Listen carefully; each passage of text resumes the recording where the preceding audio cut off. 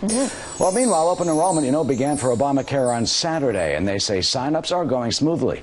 But that's not the case, it seems, about all that controversy surrounding the law. The White House now in damage control after those stunning videos that we've all seen of top Obama architect Professor Jonathan Gruber of MIT ripping American voters as stupid and admitting that they tried to hide some of the facts about the law so it would have been passed. Well, the president insists his administration did not mislead the country. I just heard about this. I get well briefed before I come out here. The fact that some advisor who never worked on our staff expressed an opinion that I completely disagree with in terms of the voters is no reflection on the actual process that was run. That was the president in Australia, also, as you heard, distancing himself from the controversial advisor, Professor Gruber. But is it working? Alan Colmes is the host of the Alan Colmes Radio Show, and Tammy Bruce, radio talk show host and Fox News contributor also. Tammy, let me start with you. Hi, guys. You just heard the president. Sure. I mean, the president says that they did not mislead anyone, but listen to those tapes from Gruber. He says basically that they lied, that they mislabeled the tax in order so that it would be passed, that there wasn't transparency, that the American voters are stupid, and they really pulled one over on the American people. Tammy, who's right, the president or Gruber? Yeah, well, look, I mean, what we do know is that Mr. Gruber said these things multiple times. It wasn't like he had a bad day. He also spoke about it as though he was proud about the accomplishment and the detail that it took to get this done. I think that with the president, unfortunately, he's begging the question. This is an issue about their veracity, about whether or not they tell the truth. So I think we're going to have an issue in that regard. I think, though, the president's comments are particularly telling when he said that he disagrees with Gruber's opinion about the American people, but he really didn't say anything directly about Mr. Gruber himself lying or misrepresenting the nature of what occurred in detail with Obamacare. So I think, and then Sebelius, interestingly, a few days ago, when asked about for comment, she refused to comment at all. She was not outraged. She didn't say Mr. Gruber was wrong or that he was misrepresenting things. I think that we are looking at couched comments that, in effect, confirm what Mr. Gruber has asserted. Alan, does Tammy have a point?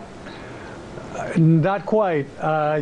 Tammy wrote a piece that said that Gruber's lie, quote unquote, is destroying American lives, which is patently absurd, Tammy, with all due respect, because 71%, according to the Gallup poll just out, of those who actually have Obamacare really like it. Gruber's being used as a fall guy among those who want to overturn the Affordable Care Act, something that's not going to happen. And rather than come forth with better ideas about how to improve it, the right decides to use Jonathan Gruber as some kind of piñata for their own agenda of overturning something which is very popular with the people who already have it. In terms of transparency, we debated this on the media, on my show, on various shows, on Fox News, for about 2.5 years before it actually passed.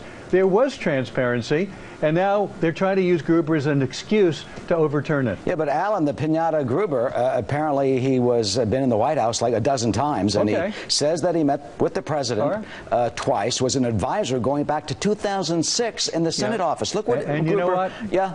He was also an advisor for Mitt Romney. That's true. This actually destroys any chance Mitt Romney had of becoming a nominee in 2016 if he's serious about it, because Mitt Romney used Gruber in the same exact way and then said that this should be a model, ObamaCare, for what we do nationally, although he ran away from that when he ran for president. But he wasn't making those comments about ObamaCare. He's talking about ObamaCare. Look what he said to Frontline, to PBS. He said when he went to meet the then Senator Obama, I went down, basically did a tutorial for him on what we had done in Massachusetts and how it would work, and basically thinking about expanding it to the national stage. And I just felt a more relaxed around. Obama was a little more relaxed. I think he took a cigarette break halfway through. That is back when he was smoking a lot. The next time I see him is summer 2009. We had a meeting in the Oval Office with several experts, including myself, on what can we do to get credible savings on cost control that the Congressional Budget Office would recognize and score as savings in this law. And that was a meeting. It was very exciting. So Tammy is in the Oval Office with the president. Yeah, I mean, look, this is a man with high access. This is a man who is referred to by Nancy Pelosi as someone that everyone should trust. Harry Reid. This is a guy who's, you know, clearly felt very, very involved and clearly was to the tune of hundreds of thousands of dollars when it comes to reimbursement and payment. And at this point, I think you're looking at... The president says he was not a paid, you know, staffer. The president is going, it's like a Jackie Mason routine. You know, I don't know him. He's out there. He has nothing to do with me.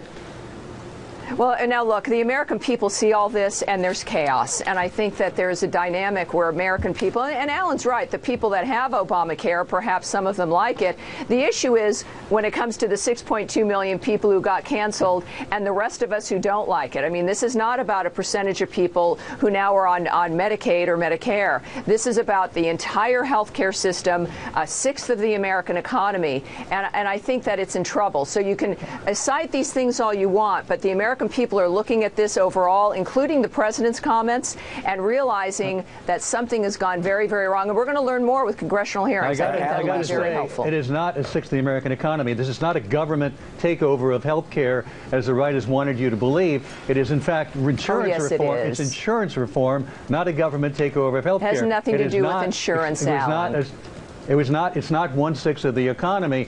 And again, if Republicans have a better idea about how to improve it, tell that to the 7 or 8 million people and the 100,000 who just signed up in the last 24 hours. Dear Alan, I adore you, but even Gruber admitted that they had to misrepresent what this was. This was a mass redistribution of wealth, that it has really actually nothing to do with health care, as we're finding out. And that'll be the last word. The sad part of this is Gruber's tapes. You know, he does say that they misled this country, whether that's the truth or not.